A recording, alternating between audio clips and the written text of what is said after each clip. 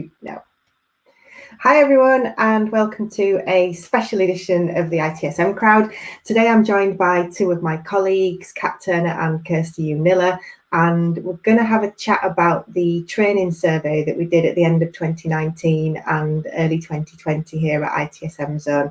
We had responses from dozens of countries, and some of the statistics that came out of it were really quite interesting. So Kirsty and Kat and I are just going to kind of talk around some of the findings, and hopefully what you'll get out of it is maybe some hints and tips for developing a training strategy for your own organisation as well. So the first thing I'm going to do is just ask my guests to introduce themselves. Kat, you might recognise from previous episodes, but this is Kirsty's first one. So Kirsty, I'm going to come to you if you want to just tell us a little bit about yourself. Hi everyone, I'm the operations manager with ITSM Zone. I've been with the company about 8 years now, and I've always managed to avoid doing these up to this point, but excited to be joining finally. Thank you for having me, Claire. Thank you. And Kat? So as you may know, I'm Kat Turner. I'm the Education Portfolio Manager at ITSM Zone. I've been here now for just over 2 years. And I'm our education expert, so I do lots of the course writing, and you may have even seen me presenting at a conference or two. Thank you very much. I'm Claire Agutter. I'm the lead tutor at ITSM Zone, and I'm the host on the ITSM crowd.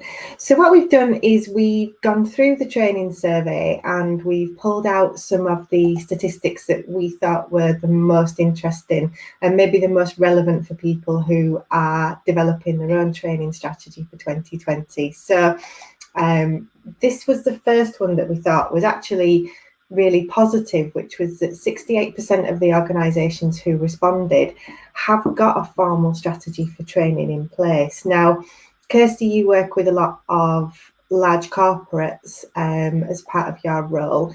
Does this reflect what you see with the clients that you work with? I think on the whole, yes, it does. Having a strategy allows an organisation to identify where improvements can be made, where there is a need for formal training, or even a need for something that's informal but still kind of plugs a hole and fills a gap.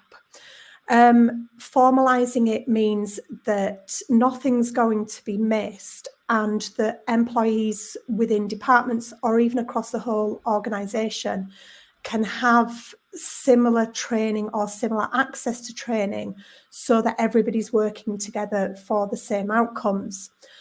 So usually by the time someone's approaching me, they've already been through the process of identifying what they need and then looked where to find it. It does mean that around a third of organisations don't have anything formal in place. So those are the ones that are perhaps at risk of missing an opportunity to make those improvements. Yeah, and I mean, Kat, you work as our kind of portfolio manager for education. Do you think it's important for organisations to have a training strategy? Absolutely. I think that organisations really need to look at their training and development plans and whether they're aligning with their organisational strategies and visions. There needs to be a strategy of training and development from the top of the organisation to the bottom, for it to be able to deal with change effectively and to face, what their organisational changes in the future. If I use an example from a previous organisation I worked within, when I started there was no formal strategy for induction or training in the organisation. And what I ended up doing was proposing a strategy for induction and mentoring within the organisation so that new starters had somebody to work with straight away, and also a mentor to actually identify their training needs specifically and personally to them, and to standardise that across the organisation so that training was tailored to the individual as well. So I think formal strategies are very important, as I said, to deal with change, but also they enable that tacit knowledge to be transferred within the organisation as well, and that's very powerful. And so it is pleasing to see 68% of organisations having that already, but I do think that there's lots that don't have it aligned to where they're going as a business. Yeah, and I think that's probably one of the most important things when we talk about a training strategy is whether it's aligned to the overall organisational strategy, because I think, if we look at maybe some of the things that Paul Wilkinson tweets about quite a lot, it's the fact that training people doesn't necessarily lead to behavioural change. So as well as having that training strategy, it's looking at how you are supporting staff once they've finished training. Are you actually allowing them opportunities to make changes within the organisation? So it's really encouraging, I think, to see that this percentage of organisations has got a strategy. The most important thing after that is making sure it's kind of lined up with everything else that you're trying to do as an organisation, because just giving everybody an ITIL foundation or foundation certificate in DevOps doesn't necessarily mean that when they get back to work they've got space to actually change something. So that's kind of a hint for organisations there, is just if you have got a training strategy, make sure that it's kind of lined up with everything else that you're doing, and that you are supporting your staff to get those changes after they've been on training. And perhaps as well that it needs to be revisited and revised and checked continually, like anything else, so that once one tick box has been completed, you're always looking at what's next. Yeah, I would agree. And then the next one that we thought was interesting is that 42% of people have never had any accredited training, and of the people who've not had accredited training, then half of them haven't received any in-house training either. So I think first we need to kind of talk about what we mean here. So Kat, if you want to just quickly define what we mean by accredited training here. Okay, so accredited training is training that will be provided by a organisation that's accredited, so that for training such as EXIN or Axelos, or so for example our APMG is a good example for us. So we have the BRM foundation course and CBRM courses are accredited with APMG. EXIN, we also have those courses. So our cloud computing course, our business analysis course, they are also with EXIN. So accredited training really means that your training is that you have a benchmark of your training, and that training is recognised by institutions worldwide, and also, if you are having accredited training, it is obviously in-house training is important, but accredited, you make sure that whether it is in-house or external, that you are getting accredited training means your employees are getting the right skills and are able to move forward with that training and are recognised. And Kirsty, for the customers that you are working with, what's the appeal of accredited training? It is that it is aligned usually with industry best practice. It's checked, it's a guaranteed mark of quality. So the customer knows that what we're giving to them has been monitored, has been fact checked, so it's accurate, it's up to date, and it provides what the syllabus sets out that it does.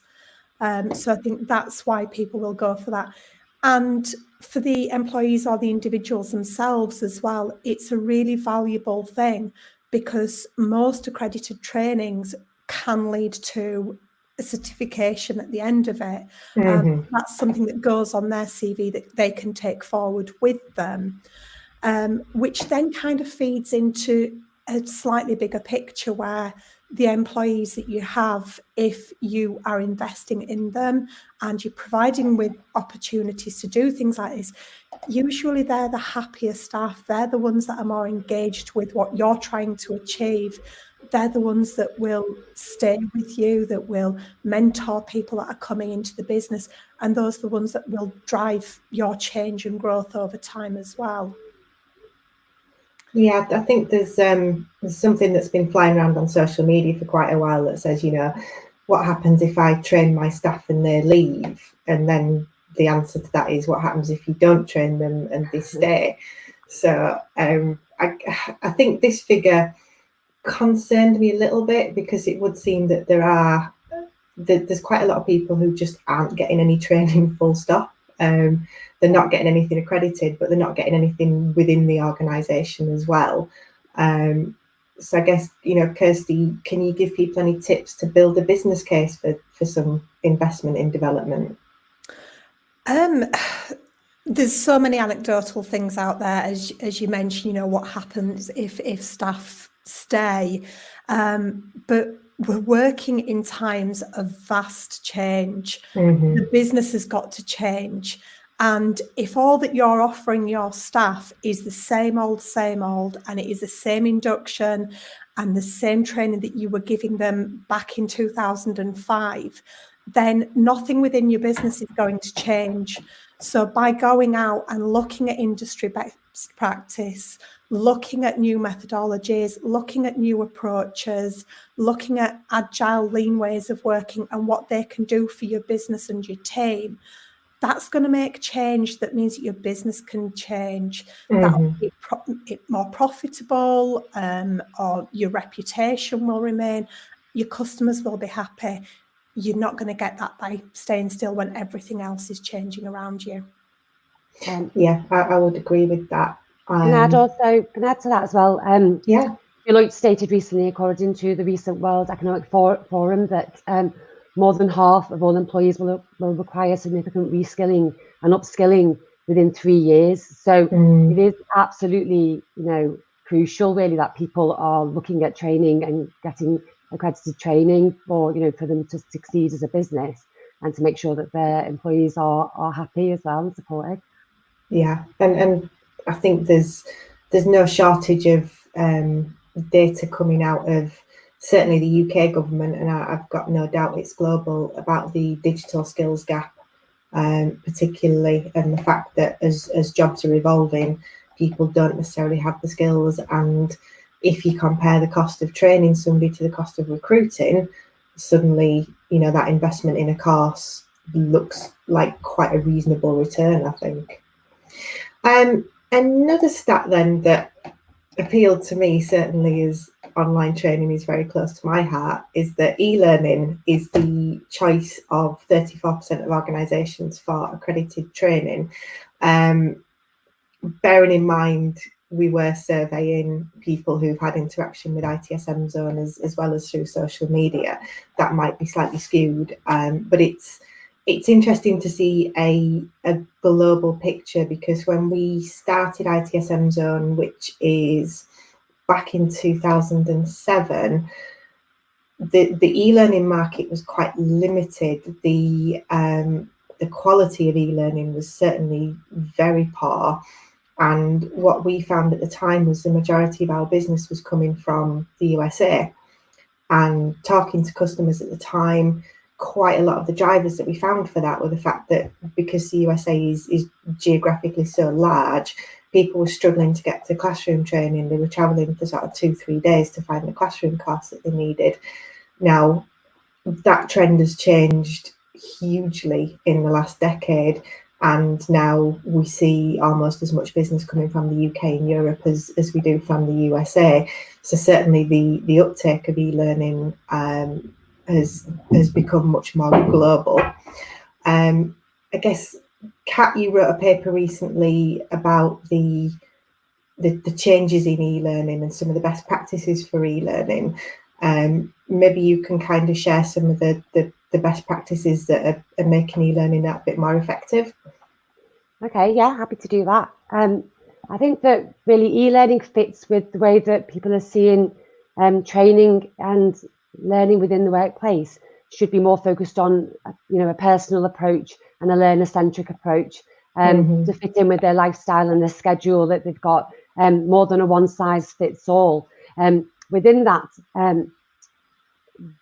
to help people's e-learning, I think people worry that it might be seen as not engaging enough to hold people's interest. But I think that modern e-learning, people would probably be pleasantly surprised, and that because you might not be able to ask a question, although you can ask questions of our help desk. If you have a problem, they're written in a way to tailor it so that any question that you may have is preempted in certain ways through You can click and get extra advice or links. You can link to external sources. We test your learning regularly. We use case studies in a way to storytell. So storytelling is a very powerful way of helping somebody to learn and really engage with the subject matter. So we use storytelling via case studies to bring the courses to life. And I say, and constant examples and links with industry and current links, so that people are feeling engaged and interested. And that really helps people to achieve. Also, with the lessons being very small, short, it maintains someone's interest. For example, in a classroom setting, you may have a whole day's worth of training, whereas with e-learning, they're broken into 10-minute chunks. So you can do that at the time that suits you. You can repeat it if you need to. And so all of this helps you to perform better and learn faster. And e-learning is a great way to upskill somebody individually, but also if you need, say you have a team, for example, a Scrum team, you need them to go up to speed quite quickly with a particular knowledge or understanding, then e-learning is a tool to do that for, you know, a small team as well. I think that it is a powerful tool to help employees be seen as equal partners in the learning process and foster that culture of development and growth, and can really help to drive performance and engagement. So I think e-learning is really powerful, and I think 34% is promising, but I think that it's only beginning to grow when people see, you know, how innovative and how powerful it is. Yeah, I certainly, I mean, in the 10 plus years we've been doing it, the advances and just the changes in how we've developed e-learning, you know, when we first started, it's fully narrated, some of the lessons were really long, and having that feedback from customers has kind of helped us to develop something that's a bit more learner focused. I mean, Kirsty, when people are looking at sort of classroom versus e-learning, what sort of things are affecting people's decisions? Cost. let me just bring up this stat. There you go. we can kind of link through here, can't we? Sometimes we see that organisations are coming and they've recognised that they've got a big need for a large team to have a certain course, to have a certain certification. Obviously, this certain time, you know, people are looking and seeing that they want their employees, their staff, their teams to have ITIL 4 foundation training. So there are inquiries going around for sort of 40, 50 plus number of people to all get through this training and all hold the certification. Yeah, which is great, but ultimately, are we just ticking a box, or are we trying to do something that's really, really valuable here? So it's easy. It's very, very easy to set somebody up with e-learning.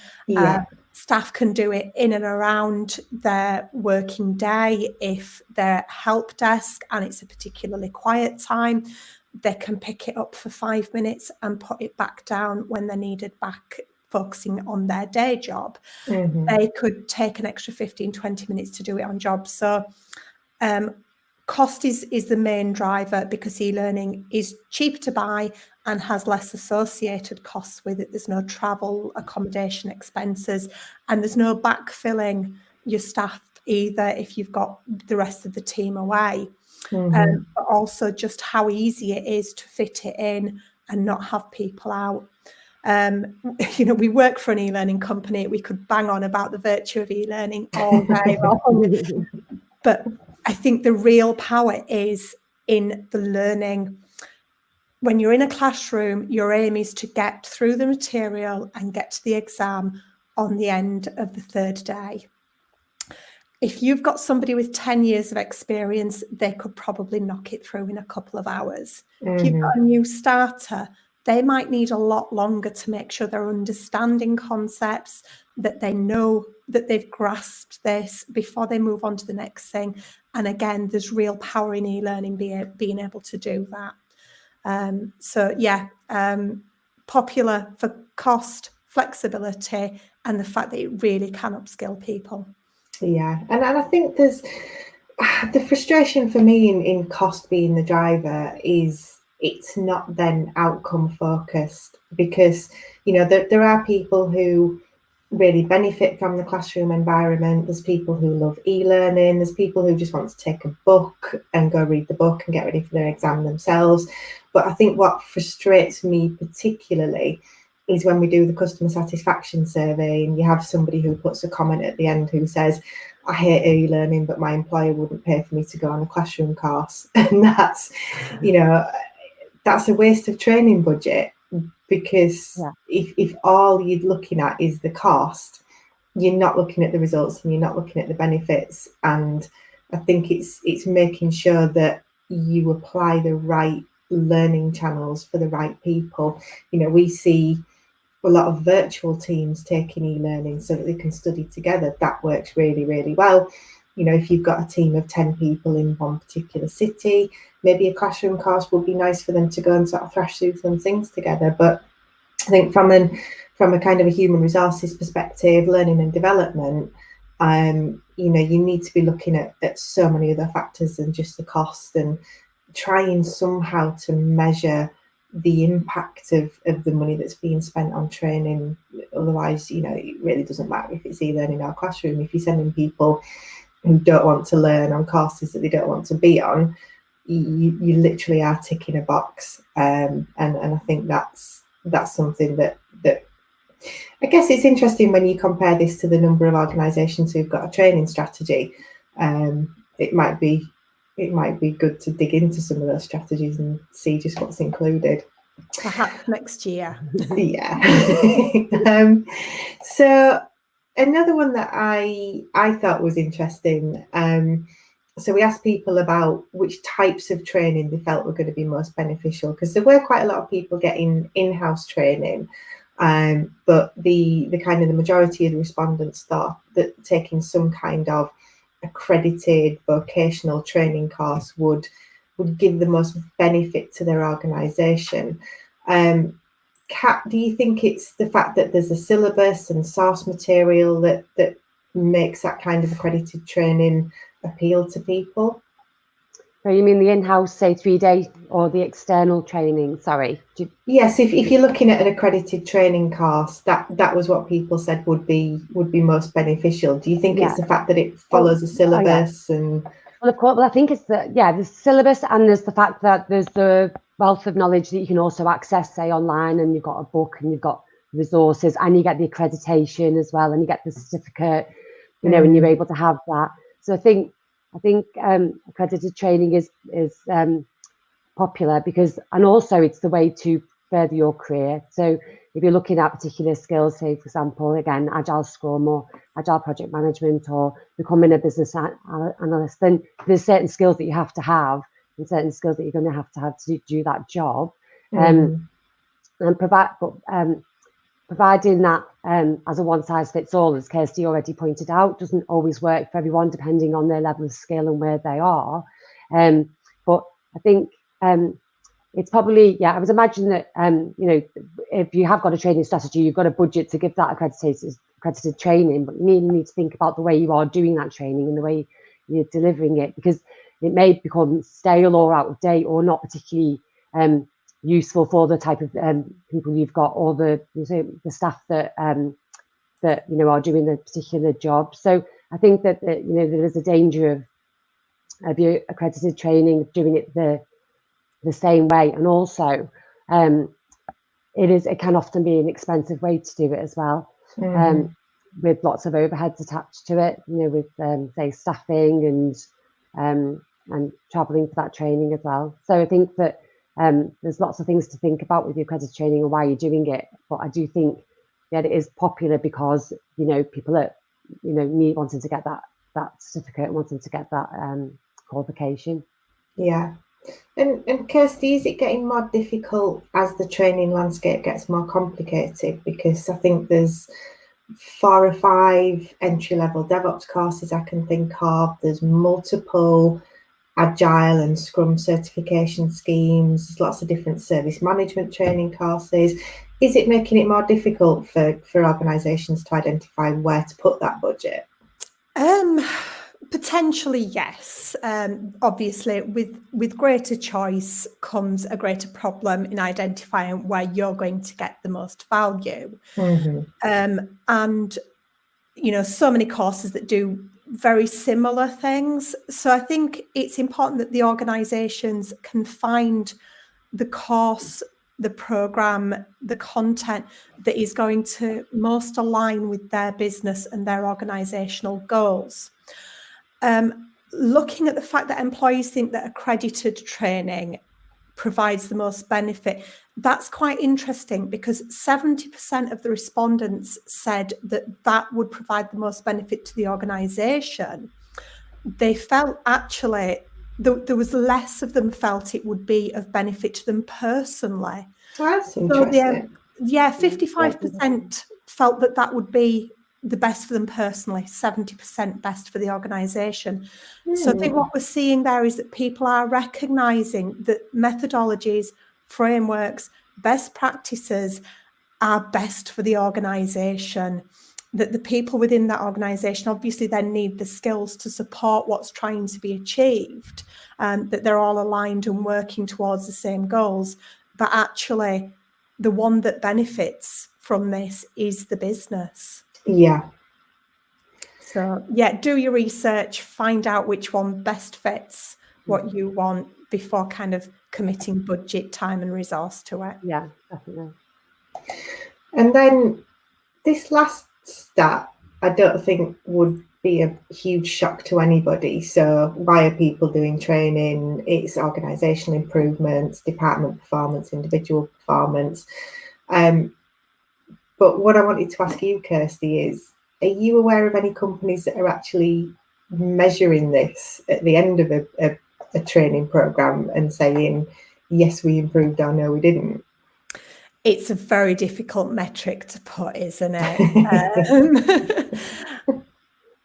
I don't have anybody who's come back and said, you know, our first fix responses, you know, trebled after everybody has done this, or the time to resolve an issue has halved, or, you know, we're seeing less complaints. This is all about, I think, perhaps looking at the customer satisfaction rates of their customers. And we know that there can be issues around measuring that. Is it qualitative? Is it quantitative? Is it simply anecdotal, where someone kind of says, you know, love these guys, they're brilliant.